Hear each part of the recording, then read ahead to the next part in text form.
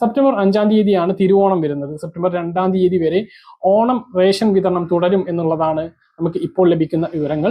ഇത് പ്രകാരം സെപ്റ്റംബർ മാസത്തിൽ നീല വെള്ള റേഷൻ കാർഡുള്ളവർക്ക് ലഭിക്കുന്ന വിഹിതങ്ങൾ എന്തെല്ലാം എന്നുള്ളതാണ് ആദ്യം നോക്കുന്നത്. റേഷൻ കടയിൽ നിന്നും ലഭിക്കുന്ന വിഹിതങ്ങൾ. റേഷൻ കടയിൽ നിന്നും നീല റേഷൻ കാർഡിന് ഓരോ റേഷൻ കാർഡുള്ളവർക്കും 2 കിലോ വീതം അരി 4 രൂപ നിരക്കിൽ ലഭിക്കും. അത് പതിവ് പോലെ ലഭിക്കുന്നതാണ്. അതുപോലെ സ്പെഷ്യൽ അരി ആയതുകൊണ്ട് ഓണമായതുകൊണ്ട് തന്നെ സ്പെഷ്യൽ അരി 3 കിലോ ഉള്ളത് 10 കിലോ ആക്കി വർദ്ധിപ്പിച്ചിട്ടുണ്ട്. 10 രൂപ 90 പൈസ നിരക്കിലാണ് ലഭിക്കുക. ഇതാണ് നീല റേഷൻ കാർഡുള്ളവർക്ക് ഓഗസ്റ്റ് മാസത്തിൽ വാങ്ങാൻ കഴിയുന്ന റേഷൻ കടയിൽ നിന്ന് വാങ്ങാൻ കഴിയുന്ന വിഹിതങ്ങൾ.